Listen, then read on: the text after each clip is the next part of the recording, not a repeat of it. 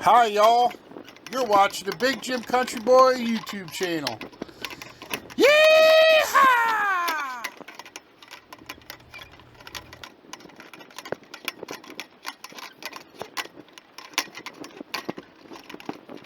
Scene script. Have you ever wondered how to make a bow and arrow from wood?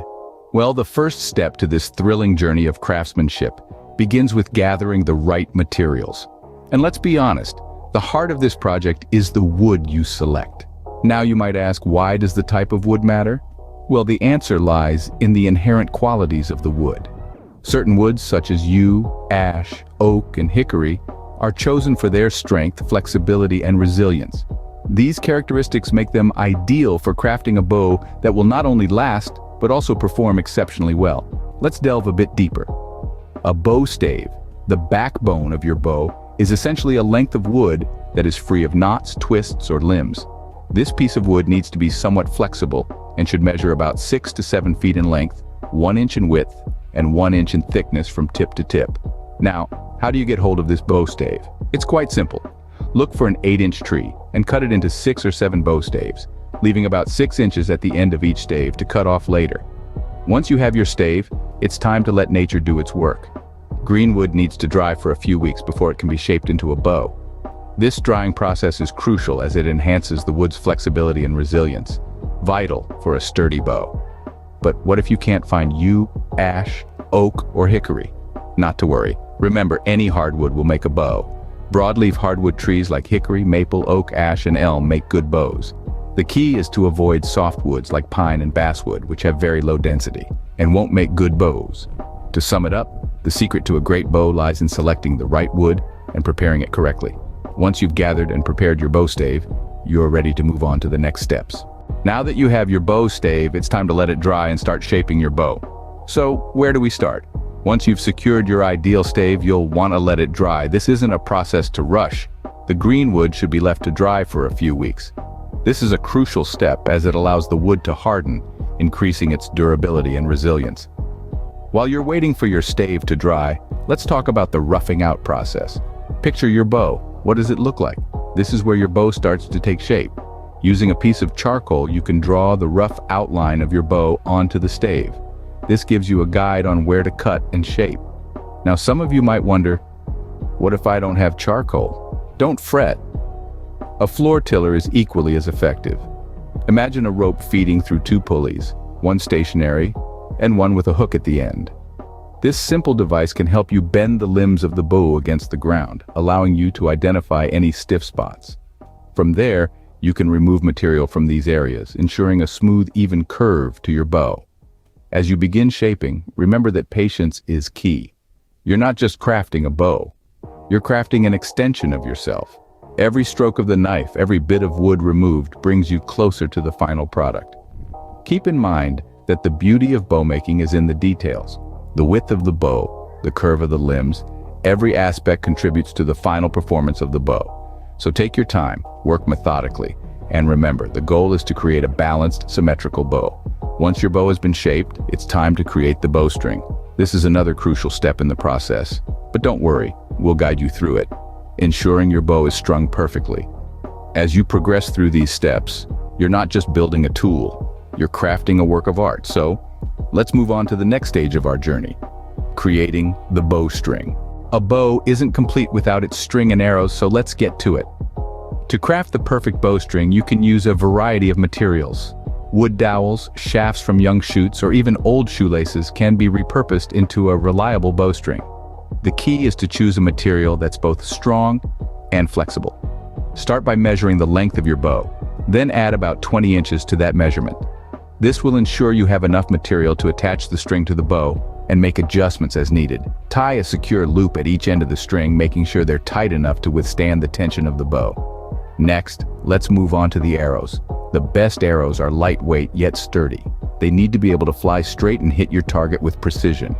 For the shafts, you can use wood dowels or young shoots. Look for materials that are straight and about 1/4 to 1/3 of an inch in diameter. Crafting the arrowhead is where you can get creative. You can carve them from wood, bone, or even flint if you're feeling adventurous. The key is to make them sharp and durable. Attach your arrowheads to the shafts using a strong adhesive and wrap tightly with string for added security.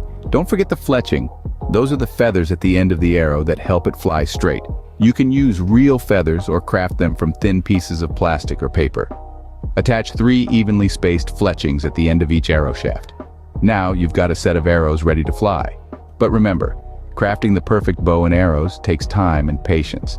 You may not get it right on your first try, but don't get discouraged.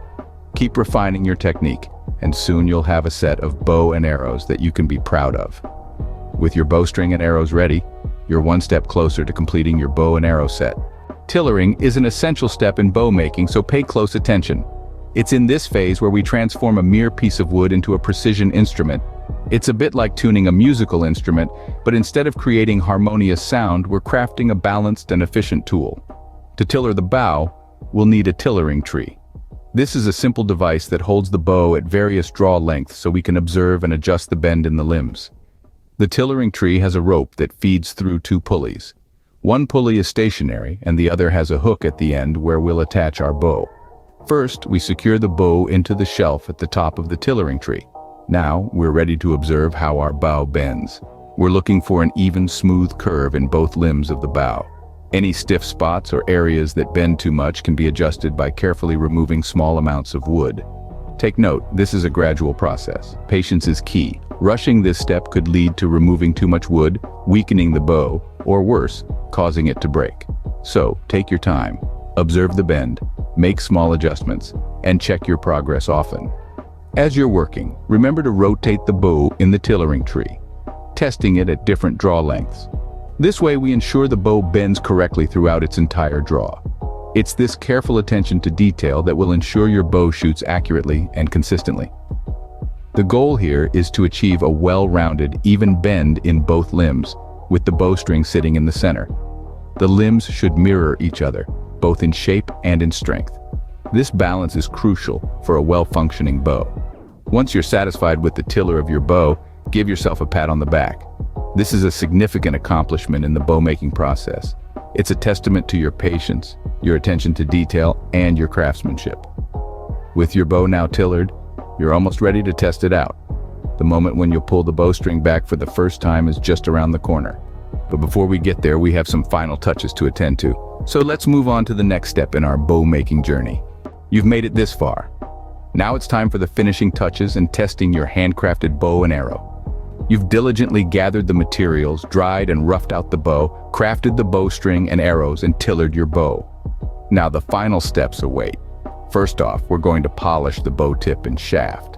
This will not only enhance the bow's aesthetics, but also ensure a smoother draw.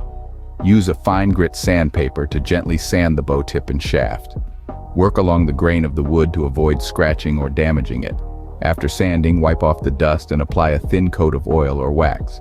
This will protect the wood and give it a nice, smooth finish. Next, we'll glue the bow tip and shaft onto a glass fiber sheet. The glass fiber sheet will provide additional strength and flexibility to the bow. Apply a thin layer of wood glue to the bow tip and shaft. Then carefully place them onto the glass fiber sheet. Make sure everything lines up correctly before pressing down firmly.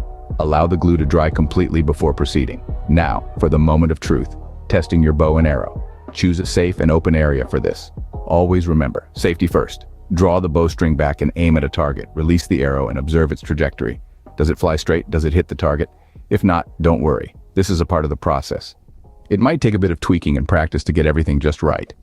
Remember, making a bow and arrow from wood is not just about the end product, it's about the journey. It's about learning new skills, working with your hands, and creating something unique. Take a moment to appreciate the work you've put into this project. You've transformed a piece of wood into a functional, beautiful piece of craftsmanship. Congratulations! You've just crafted your very own bow and arrow from wood. Happy archery!